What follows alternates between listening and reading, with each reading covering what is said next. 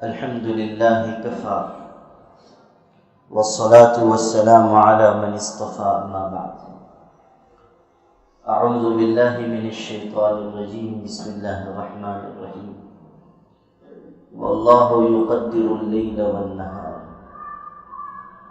صدق الله مولانا العظيم.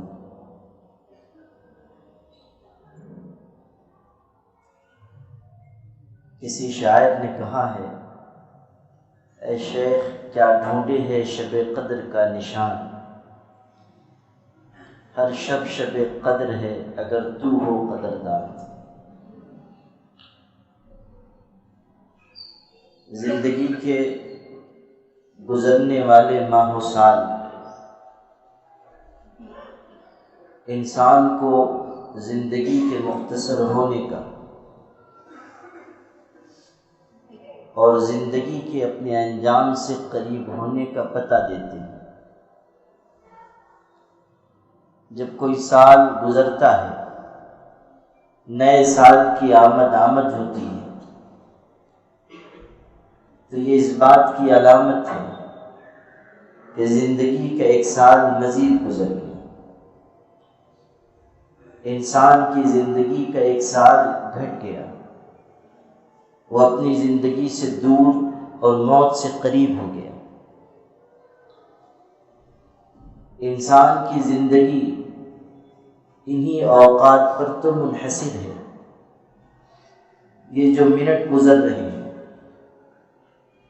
اور یہی گھنٹے کی شکل اختیار کر رہے ہیں، پھر وہ دن بنتے ہیں. دن ہفتوں میں اور ہفتے مہینوں میں تبدیل ہوتے ہیں. اسی کا نام در حقیقت زندگی ہے، اور یہ زندگی انسانوں کو اللہ کی عبادت و اطاعت کے لیے دی گئی.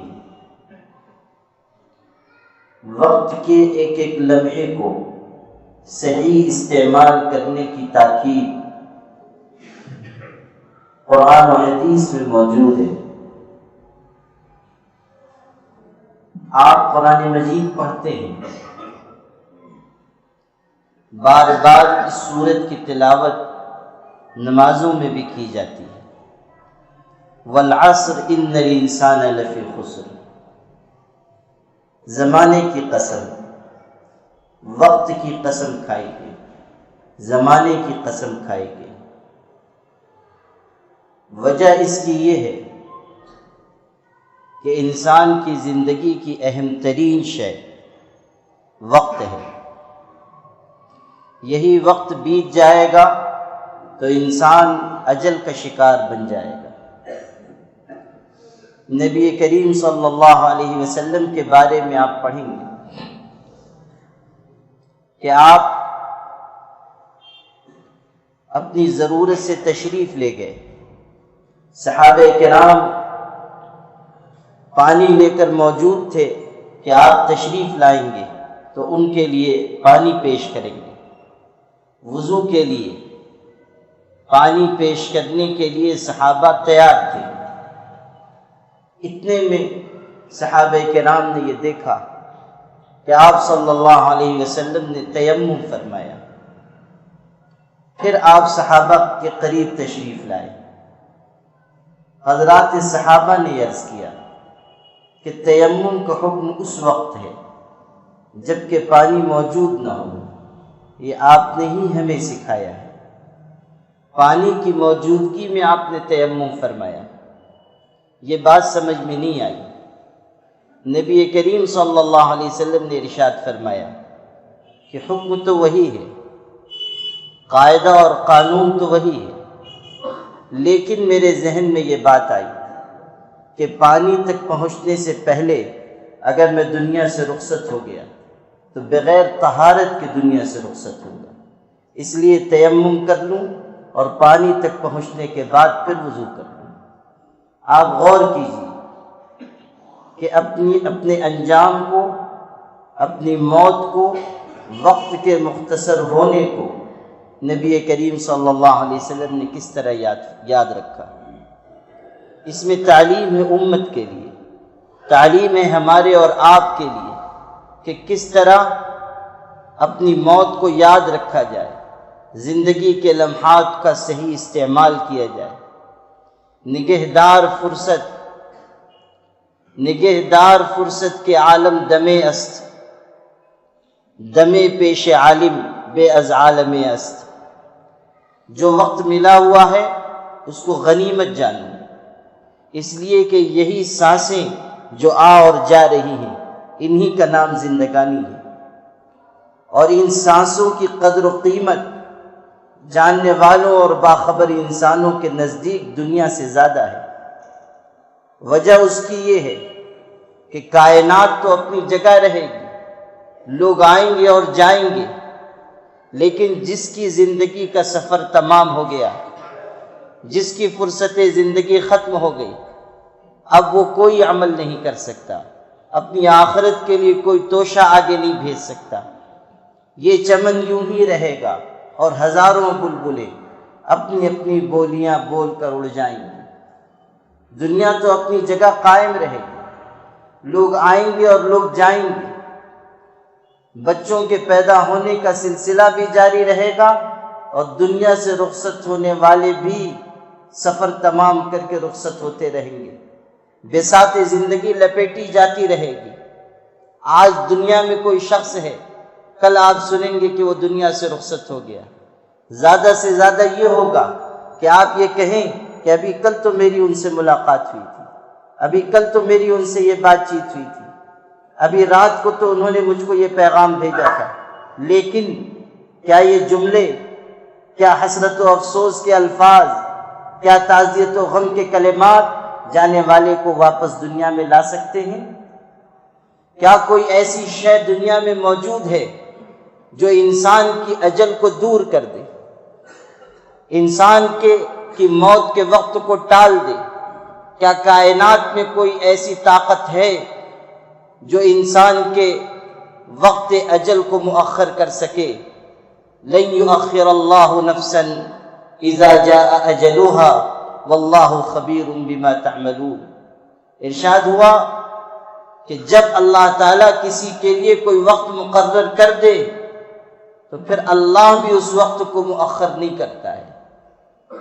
قدرت اپنی جگہ، قانون اپنی جگہ، اللہ کو یہ قدرت حاصل ہے کہ وہ جب چاہے جس کی موت کو چاہے ٹال دے، لیکن اس کا قانون یہ ہے کہ وہ وقت اجل کو ٹالتا نہیں، وہ اپنے نظام کو بدلتا نہیں۔ نبی ہو کہ ولی، غوث و قطب ہو یا ابدال ہو، مرد ہو یا عورت، حاکم ہو یا محکوم، کوئی امیر ہو یا فقیر، نادار ہو یا مالدار، جو نظام اللہ کا متعین ہے وہ بدلتا نہیں۔ انک میت وانہم میتون، قرآن میں پیغمبر علیہ السلام کو خطاب کر کے کہا گیا کہ اے محبوب، آپ کو بھی دنیا سے رخصت ہونا ہے، اور دنیا کے انسانوں کو بھی اپنا سفر تمام کر کے دنیا سے رخصت ہو جانا ہے۔ افإن مت فهم الخالدون، کیا ایسا ہوگا کہ آپ دنیا سے آ جائیں اور آپ کے بعد یہ لوگ ہمیشہ دنیا میں زندہ رہیں؟ افإن مت فهم الخالدون۔ قرآن سوال قائم کر رہا ہے، بتایا جا رہا ہے کہ نظام واحد ہے، جس طرح اللہ واحد ہے اسی طرح اس کا نظام واحد ہے، اور جس طرح اللہ کی ذات اٹل ہے اس کا نظام اور قانون بھی اٹل ہے۔ لا تبدیل لکلمات اللہ، کائنات بدلے گی مگر خدا کا نظام نہیں بدلے گا۔ لا مبدل لکلماتی، کائنات میں کوئی خدا کے قانون کو بدلنے والا پیدا ہی نہیں ہوا۔ لا مبدل لکلماتی تمت کلمت ربک صدقا وعدلا، بات پوری ہو چکی، نظام بنایا جا چکا، قانون نافذ کیا جا چکا۔ واللہ غالب علی امرہ ولکن اکثر الناس لا یعلمون، اور اللہ اپنے نظام اور اپنے امر پر غالب ہے۔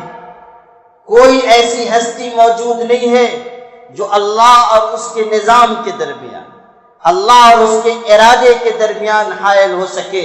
واللہ غالب علی امرہ، اللہ اپنے نظام پر غالب ہے، الا لہ الحکم والامر، حکم بھی اسی کا ہے، فیصلہ بھی اسی کا ہے، قانون اسی کا چلنے والا ہے، مخلوق اس کی ہے، حکم بھی اس کا ہے، نظام بھی اس کا ہے، اور جب نظام اس کا ہے تو اس کے لیے یہ بات بھی طے شدہ ہے کہ نظام میں کوئی تبدیلی نہیں ہوگی۔ وَكَانَ أَمْرُ اللَّهِ قَدَرًا مَقْدُورًا، اللہ کا نظام طے شدہ نظام ہے، متعین نظام ہے، اور یہ کہ انسان دنیا میں آیا ہے جانے کے لیے آیا ہے، کوئی ہمیشہ ہمیش کے لیے دنیا میں نہیں رہے گا، اور خدا کا یہ نظام کائنات کے ہر حصے پر، ہر انسان کے لیے ہر جگہ نافذ ہوگا۔ اقبال نے کہا تھا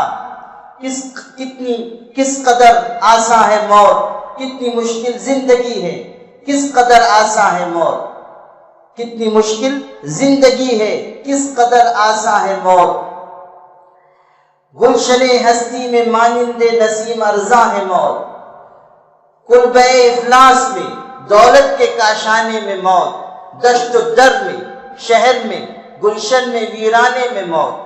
نظام ہر جگہ خدا کا یکساں طریقے پر نافذ ہوگا۔ اذا جاء اجلهم لا يستأخرون ساعة ولا يستقدمون، موت کا وقت آئے گا، نہ آگے بڑھے گا نہ پیچھے ہٹے گا۔ یہ بھی طے ہے کہ کون کب تک زندہ رہے گا، یہ بھی طے ہے کہ وقت اجل کس کے لیے کم مقرر کیا گیا ہے۔ اب غور کیجیے کہ دنیا کا جو سال گزرتا ہے، دنیا کا جو مہینہ گزرتا ہے، دنیا کا جو دن گزرتا ہے، وہ انسان کے وقت اجل کو قریب کرتا ہے، انسان کی زندگی کی مدت کو کم کرتا ہے، فرصت حیات کو کم کرتا ہے۔ ہم محسوس نہیں کرتے لیکن زندگی کی بساط لپیٹی جا رہی ہے۔ کہنے والے نے کہا تھا کہ وقت کی رفتار ہو محسوس یہ دشوار ہے، وقت کی رفتار ہو محسوس یہ دشوار ہے، چلتی ہے زمین تیزی سے مگر ہلتی نہیں، زمین اپنا سفر تمام کر رہی ہے، ہم وقت کی رفتار کو محسوس نہیں کر پاتے۔ اچانک ایک دن ایسا آتا ہے جب انسان محسوس کرتا ہے کہ اب اس کا بڑھاپا آ گیا۔ کوئی انسان اپنے موت کے وقت یہ محسوس کرتا ہے کہ ہائے زندگی کا سفر تمام ہو گیا، زندگی ہم نے کہاں بتا دی، وقت ہم نے کہاں لٹا دیا، لمحات زندگی کو ہم نے کہاں گوا دیا۔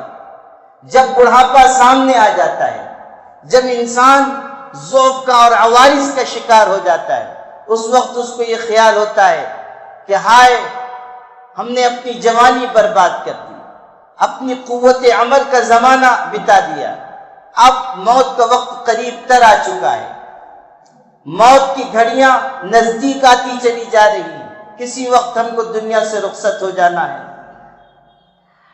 آنے والی کس سے ٹالی جائے گی، جان ٹھہری جانے والی جائے گی، روح رگ رگ سے نکالی جائے گی، ایک دن تجھ پہ خاک ڈالی جائے گی، ایک دن مرنا ہے آخر موت ہے، قبل جو کرنا ہے آخر موت ہے۔ اس آخری انجام کو سامنے دیکھ کر انسان کو ہوش آتا ہے، لیکن جو وقت مدہوشی کا گزر چکا اب وہ لوٹ کر آنے والا نہیں ہے۔ وقت کا معاملہ تو ایسا ہے کہ وہ انسان کے پاس ایک ایسے دوست کی شکل میں آتا ہے جس نے بھیس بدل رکھا ہو، وہ اپنے ساتھ بہت سے تحفے لے کر آتا ہے، لیکن اگر وہ انسان اپنے آنے والے اس دوست کا اکرام نہیں کرتا، اس کی قدر نہیں کرتا، اس کا اعزاز نہیں کرتا، اس کو عزت نہیں دیتا، تو وہ دوست اپنے تمام تر تحفوں کے ساتھ واپس لوٹ جاتا ہے۔ یہ حال وقت کا ہے کہ وہ بہت سے گراں قدر تحفے لے کر ہمارے پاس آتا ہے۔ اگر ہم وقت کو صحیح استعمال کر لیں وہ تحفے ہمارا مقدر بنیں گے۔ کوئی انسان اگر وقت کا صحیح استعمال سیکھ جائے، جاہل ہو تو عالم ہو جائے گا، نادار ہو تو مالدار ہو جائے گا، دنیا میں بے حیثیت ہو تو اونچے درجے کا مالک بنے گا۔ صدیوں کا تجربہ بتاتا ہے کہ دنیا میں جتنے کامیاب لوگ گزرے ہیں، جتنے مشہور اور نامور لوگ دنیا میں گزرے ہیں، دنیا میں جتنے بڑے بڑے فاتح گزرے ہیں، دنیا میں جتنے بڑے بڑے مصنف اور امام گزرے ہیں، صدیوں کا تجربہ بتاتا ہے کہ وہ سب وہی لوگ تھے جنہوں نے وقت کا صحیح استعمال کیا، راتوں کی تنہائیوں میں جاگے، اپنے وقت کا ایک ایک لمحہ انہوں نے اللہ کی اطاعت میں، خدمت خلق میں گزارا، عمر عزیز کو قیمتی جانا۔ دنیا کا کوئی کامیاب انسان ایسا بتاؤ جس نے وقت کی قدر نہ کی ہو اور پھر زمانے نے اس کو عزت دی ہو۔ دنیا کا کوئی ایک انسان ایسا بتاؤ کہ جس کے سر پر سرخروئی کا تاج رکھا گیا ہو اور اس نے اپنے اوقات عزیز کو لہو و لعب میں، نافرمانی میں، کھیل تماشے میں، عیش و مستی میں گزارا ہو۔ دنیا کا کوئی ایک انسان ایسا بتاؤ کہ جس نے اپنے لمحات زندگی کو بے دریغ خرچ کیا ہو اور پھر کائنات میں اس کو کوئی اعزاز و اکرام حاصل ہوا ہو۔ صدیوں کا تجربہ بتاتا ہے کامیاب وہ انسان ہوتا ہے جو اپنی عمر عزیز کو غنیمت جانتا ہے، جو وقت کو ناپ تول کر خرچ کرتا ہے، جس کے ذہن میں یہ حقیقت ہوتی ہے کہ جو وقت گزر جائے گا اب وہ کبھی لوٹ کر نہیں آئے گا۔ وقت کا ہر لمحہ یہ کہتا ہوا گزرا مجھ سے، ساتھ چلنا ہے تو چل، میں تو چلا جاؤں گا۔ وقت ٹھہرنے والی چیز نہیں ہے، الوقت ظل زائل، کہنے والے نے کہا کہ وقت تو ایک زائل ہو جانے والا سایہ ہے۔ جس طرح انسان کا سایہ گھٹتا جاتا ہے اور ایک وقت آتا ہے کہ وہ ناپید ہو جاتا ہے، اسی طرح انسان کی زندگی بھی آہستہ آہستہ سکڑتی جاتی ہے، یہاں تک کہ ایک دن انسان دم توڑ دیتا ہے۔ آپ دیکھیں گے دنیا میں کچھ لوگ ہیں جو غفلت میں، سستی میں، سونے میں اور اپنے آپ کو ناکارگی میں لگائے رکھتے ہیں، اپنے اوقات کو ان چیزوں میں گزارتے ہیں۔ غور کیجئے موت کیا ہے، زندگی کیا ہے اور موت کیا ہے۔ موت اسی کو تو ہم کہتے ہیں کہ انسان کا جسم ڈھیلا ہو جائے، اعضاء ڈھیلے ہو جائیں، انسان کسی کام کا نہ رہ جائے، موت ہم اسی کو تو کہتے ہیں۔ جسم اپنی جگہ سلامت ہوتا ہے، صرف روح نکل جاتی ہے، اعضاء جسم ڈھیلے پڑ جاتے ہیں، لوگ کہتے ہیں یہ مر گیا۔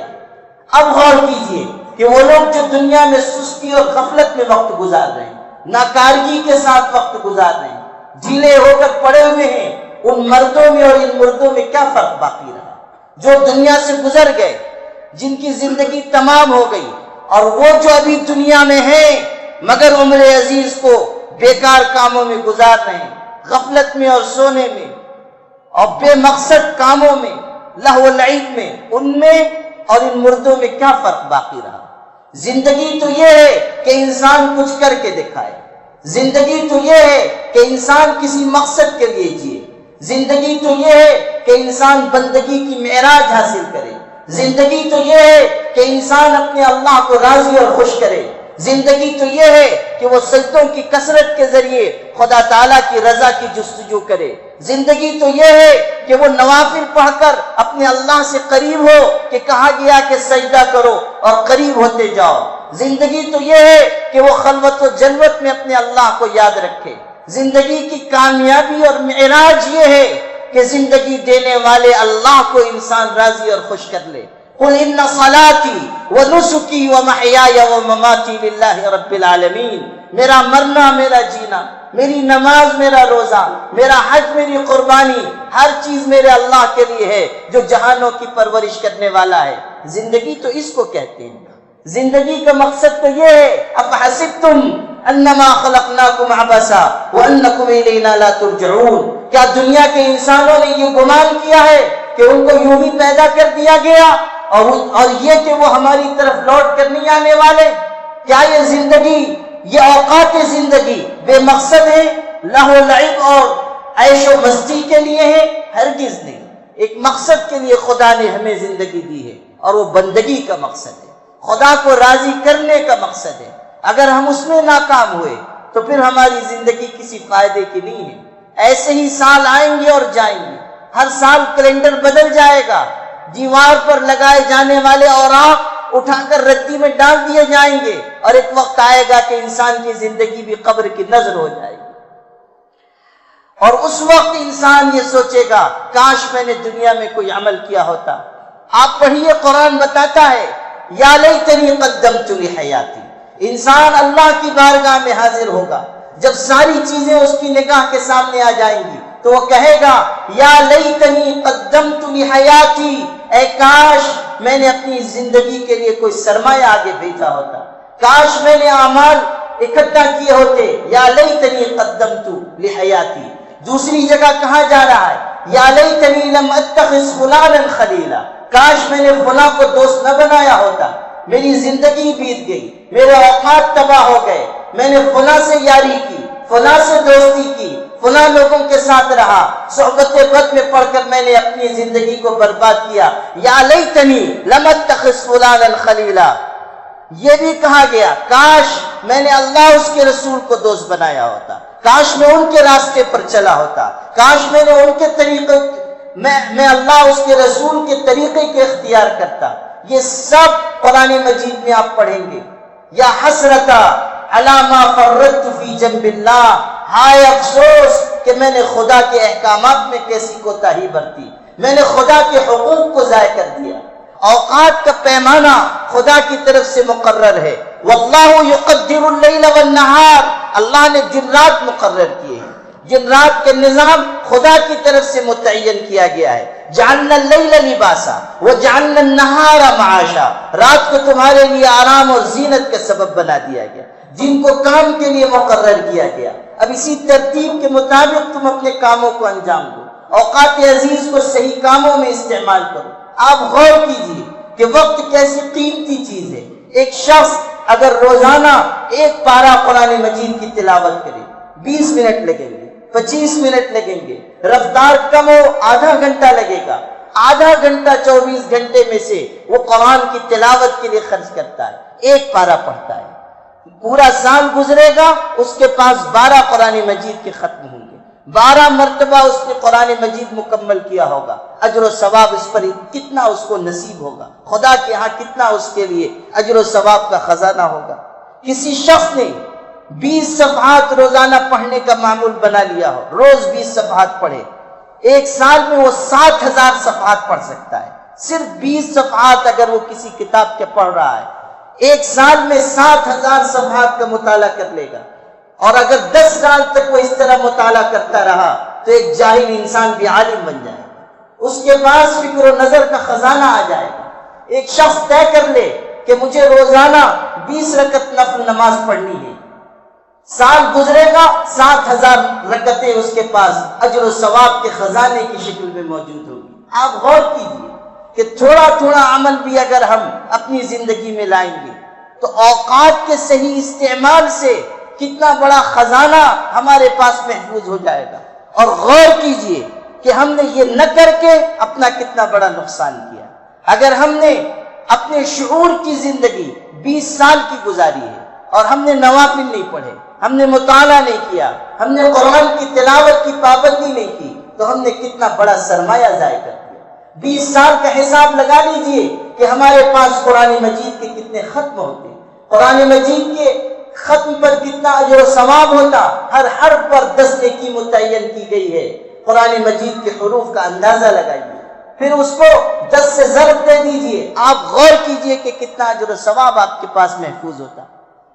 اللہ کے ہاں آپ کے کیسے مراتب ہوتے، یہ غور کرنے کی چیز ہے کہ کتنا وقت ہم نے اپنے ہاتھ سے ضائع کر دیا، کتنے لمحات زندگی کو ہم نے یوں ہی گوا دیا۔ اگر ہم وقت کا صحیح استعمال کرنے والے بنے تو ہم آئندہ زندگی میں جتنے بھی سال زندگی کے باقی ہیں کتنا اجر و ثواب اللہ کے ہاں محفوظ کروا سکتے ہیں۔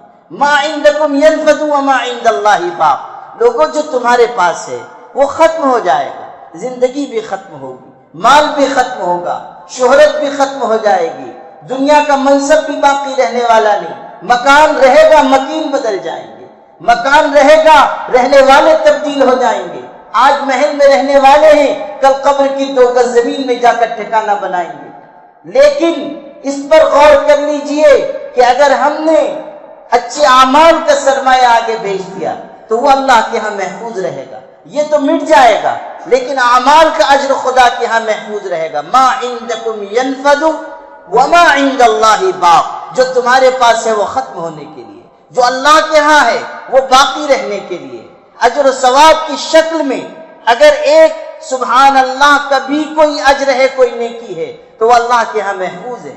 ایک مرتبہ انسان نے الحمدللہ کہا، خدا کے ہاں اجر محفوظ ہو گیا۔ وقت کا صحیح استعمال انسان کو آگے بڑھاتا ہے، زندگی کا صحیح استعمال انسان کو آگے بڑھاتا ہے۔ بہت سے لوگ ہیں غفلت میں پڑے ہوئے، عیش و مستی میں پڑے ہوئے، وہ کہہ دیتے ہیں کہ 2 دن کی زندگی میں انسان کیا کیا کر سکتا ہے۔ کہنے والے نے کہا تھا، ذکر خدا وہ کار جہاں یاد رفتگاں، 2 دن کے قیام میں کیا کرے کوئی، یہ غفلت میں پڑے ہوئے لوگ کہتے ہیں۔ لیکن جن کی نگاہ میں یہ حقیقت ہے کہ اسی 2 دن کی زندگی کو ہم اچھے اعمال کے ذریعے اللہ کے ہاں پیش کیے جانے کے لائق بنا سکتے ہیں، وہ کیسے اعمال انجام دیتے ہیں، وہ کس طرح محنت کرتے ہیں۔ آپ پڑھیے نبی کریم صلی اللہ علیہ وسلم کے بارے میں کہ آپ رات کی تنہائیوں میں دن بھر کے تھکے ہارے رات کی تنہائی میں نماز پڑھ رہے ہیں، اتنی طویل نماز پڑھتے ہیں کہ آپ کے پیر پر ورم آ جاتا ہے، قدم نیچے سے پھٹ جاتے ہیں۔ صحابہ عرض کرتے ہیں، اللہ کے رسول اتنی مشقت کی ضرورت کیا ہے، آپ بخشائے ہیں۔ آپ فرماتے ہیں، کیا میں اللہ کا شکر گزار بندہ نہ بنوں؟ عبداللہ ابن مسعود رضی اللہ عنہ نقل کرتے ہیں، ایک رات حضور تشریف لائے، نماز کے لیے نیت باندھی، قرآن کی آیت تلاوت کی، ان تعذبہم فإنہم عبادک وإن تغفر لہم فإنک انت العزیز الحکیم۔ اللہ اگر تو ان کو عذاب دے گا یہ تیرے بندے ہی تو ہیں، اور اگر تو ان کو معاف کر دے تو زبردست حکمت والا ہے۔ کہتے ہیں کہ یہ آیت حضرت نے پڑھی، اسی کو دہرانے لگے، بار بار اسی کی تلاوت فرماتے تھے، آنکھوں سے آنسو بہنے لگے۔ ساری رات گزر گئی، آپ اسی ایک آیت کی تلاوت کرتے تھے، یہاں تک کہ سحر کے قریب آپ نے رکوع کیا، پھر سجدے میں گئے، روتے رہے، اللہم امتی اللہم امتی کہتے تھے، اللہ میری امت پر رحم کر، میری امت پر رحم کر۔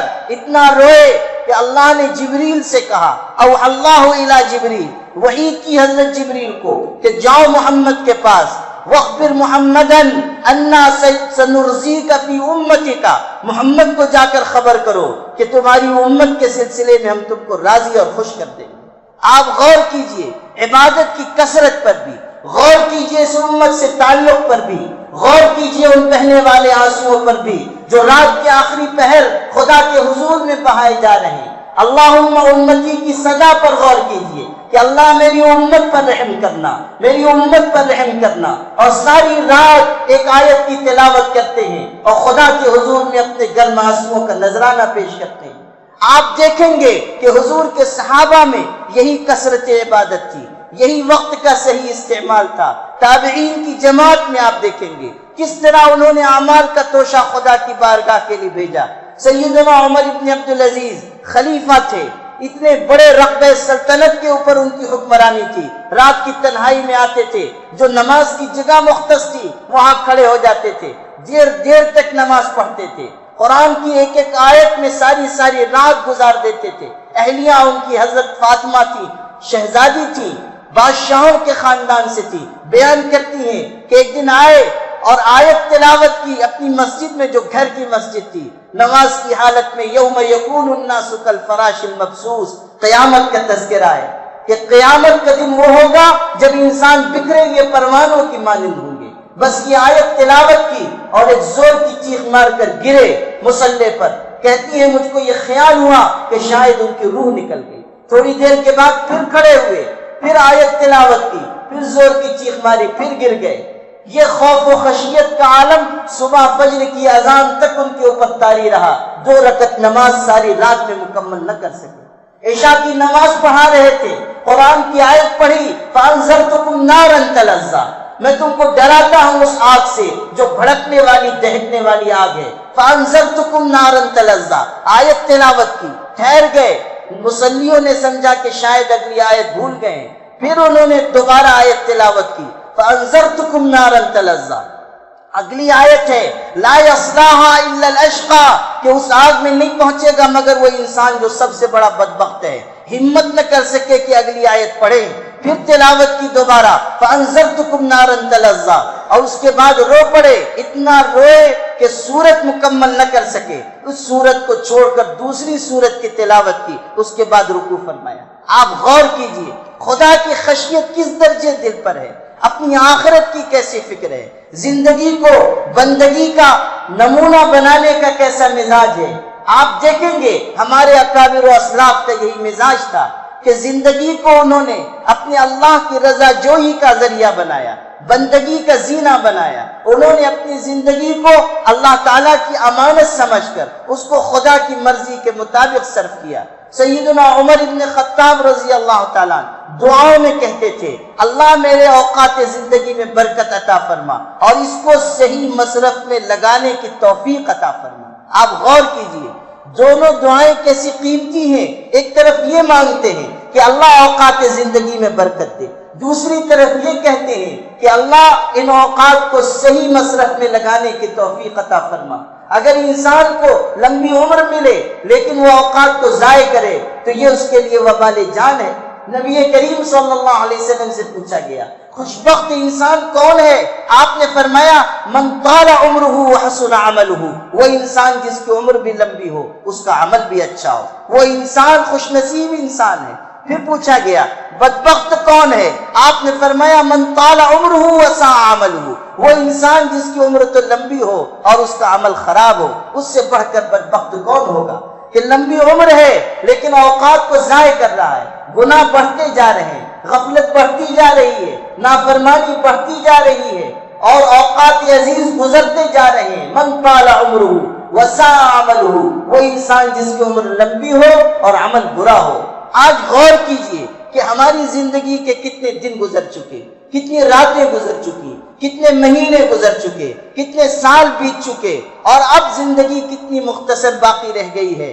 اگر اب بھی ہم نہ جاگے، اب بھی اگر ہم نے اوقات کا صحیح استعمال نہ کیا، اگر اب بھی ہم نے اپنی زندگی کو بندگی کے کاموں میں خرچ نہ کیا تو ہمارا انجام کیا ہوگا؟ ایک دن آئے گا ہم دنیا سے رخصت ہو جائیں گے، قبر میں جائیں گے، اللہ کے ہاں حساب کتاب کا مرحلہ پیش آئے گا۔ کس طرح ہم خدا کی بازپرس سے اپنے آپ کو بچا سکیں گے؟ زندگی کے اعمال خدا کی نگاہ میں ہیں، قبر کا عذاب برحق ہے، حشر کا سوال جواب برحق ہے، جہنم یا جنت میں سے کوئی ایک ٹھکانہ برحق ہے۔ غور کیجئے کہ ہم کس ٹھکانے کی طرف جانے والے ہیں۔ امام شافعی 4 اماموں میں سے ایک امام گزرے ہیں، بہت بڑے عالم، بہت بڑے فقیہ، بہت اللہ کے نیک بندے۔ جب وقت وفات تھا، کم عمری میں وفات ہوئی، 55 سال کے لگ بھگ عمر تھی، وقت وفات آیا تو رو پڑے، آنکھوں سے آنسو بہنے لگے۔ لوگوں نے کہا حضرت کیا سوچ کر رونا آ رہا ہے؟ فرمایا میں نہیں جانتا مرنے کے بعد میری روح جنت کی طرف لے جائی جائے گی یا جہنم کی طرف لے جائی جائے گی۔ جنت کی طرف لے جائی جاتی تو میں اپنے آپ کو تہنیت اور مبارکباد دیتا، جہنم کی طرف لے جائی جاتی تو میں اپنے ساتھ تعزیت کرتا۔ یہی سوچ کر مجھ کو رونا آ رہا ہے۔ سیدنا ابو ہریرہ رضی اللہ تعالیٰ صحابہ میں سب سے زیادہ روایتیں ان سے منقول ہیں، وقت وفات رو پڑے۔ پوچھا گیا آپ کیوں روتے ہیں؟ کہنے لگے کہ توشہ سفر مختصر ہے اور سفر بہت لمبا ہے، اس پر مجھ کو رونا آ رہا ہے کہ آخرت کا سفر بہت لمبا ہے اور میرے پاس توشہ بہت تھوڑا ہے، زاد راہ بہت تھوڑا ہے، کیسے میں اتنا لمبا سفر کاٹ سکوں گا؟ اس پر مجھ کو رونا آیا۔ حالانکہ ان کی زندگی تو اچھے اعمال میں گزری، دین کی نشر و اشاعت میں گزری، اعلاء کلمت اللہ و احیاء سنت میں گزری۔ اس کے باوجود وقت وفات یہ احساس ہے کہ زندگی کا سفر کھوٹا رہا، اب اللہ کی بارگاہ میں حاضری کا وقت ہے، کیا لے کر جائیں گے؟ خدا کی بارگاہ میں کون سا عمل پیش کریں گے؟ میرے بھائیوں، ہم سب کو بھی زندگی میں یہ احساس کرنا چاہیے، ورنہ موت کے بعد تو کفار تک کہیں گے کہ اللہ ہم کو دوبارہ زندگی میں بھیج دے، ہم وہاں جا کر اچھا عمل کریں گے، دنیا میں ہم کو دوبارہ لوٹا دے، کہ ہم وہ عمل نہیں کریں گے جو ہم پہلے کر کے آئے ہیں۔ ربنا ابصرنا وسمعنا فرجعنا نعمل صالحا انا موقنون، اللہ ہم نے دیکھ لیا، ہم نے سن لیا، اب ہم کو دوبارہ بھیج دے، ہم ایمان و یقین کے راستے پر چلیں گے، ہم اچھے عمل کے راستے پر چلیں گے۔ قرآن مجید میں آپ پڑھیے جہاں یہ تمنا ذکر کی گئی ہے، کاش ہم کو دوبارہ زندگی مل جاتی، کاش ہم دنیا میں لوٹائے جاتے، وہاں یہ جواب دیا گیا ہے اولم نعمرکم ما یتذکر فیہ من تذکر وجاءکم النذیر۔ دنیا کے انسانوں، کیا ہم نے تم کو اتنی زندگی نہیں دی تھی جس میں کوئی نصیحت پانے والا نصیحت حاصل کر لیتا؟ کیا ہم نے ایسے اسباب مقرر نہ کیے تھے کہ کوئی آخرت کا توشہ اختیار کرنے والا آخرت کا توشہ ساتھ لے لیتا؟ اولم نعمرکم ما یتذکر فیہ من تذکر وجاءکم النذیر، اور کیا ڈرانے والا تم تک نہ آیا؟ کیا خدا کے پیغمبر نے نہیں بتایا تھا کہ وقت پانی ہے، زندگی بیت جانے والی ہے؟ کیا قرآن تم کو نصیحت نہیں کرتا تھا کہ اپنی اجل کو، اپنی موت کو یاد رکھو؟ حضرت بایزید بستامی فرماتے تھے اللہ دنیا میں اگر کوئی چرواہا اپنی بکریوں کو ڈانٹ دیتا ہے تو وہ کسی غیر کے کھیت میں منہ نہیں ڈالتی ہے، لیکن تیرا پیغمبر ہم کو ڈانٹتا ہے، تیری کتاب ہم کو نصیحت کرتی ہے، اس کے باوجود ہم گناہ سے اور غفلت سے باز نہیں آتے ہیں، اس کے باوجود ہم غلط راستوں سے اپنے آپ کو بچا نہیں پاتے ہیں۔ آج کتنا وقت ہمارا موبائل پر خرچ ہو رہا ہے، کتنا وقت مجلس لگانے میں خرچ ہو رہا ہے، کتنا وقت ہوٹلوں اور نکڑوں پر بیٹھنے میں گزر رہا ہے، 3-3 4-4 گھنٹے لوگ ہوٹلوں پر بیٹھے ہوئے ہیں۔ اگر یہی وقت مسجد میں گزر جاتا، یہی وقت خدا کی یاد میں گزر جاتا تو کتنا قیمتی بنتا۔ موبائل پر لایعنی فحش اور فضول چیزوں میں جو وقت ہم گزار رہے ہیں وہ سب ہمارے میزان عمل میں ہمارے لیے تباہی لانے والا بنے گا، قیامت کے دن ذلت اور رسوائی کا سبب بنے گا۔ اللہ کے بندو، اب بھی وقت ہے کہ ہم اپنی آخرت کی فکر کریں، اب بھی وقت ہے کہ ہم آنے والے وقت کے لیے دنیا سے توشہ لے کر جائیں۔ بل تؤثرون الحیات الدنیا والآخرۃ خیر وابقیٰ ان ھذا لفی الصحف الاولی صحف ابراہیم وموسیٰ۔ کہا گیا تم دنیا کی زندگی کو ترجیح دے رہے ہو، حالانکہ آخرت باقی رہنے والی اور زیادہ بہتر ہے، اس پر توجہ دو گے تو کامیاب ہو سکو گے۔ وآخر دعوانا الحمدللہ۔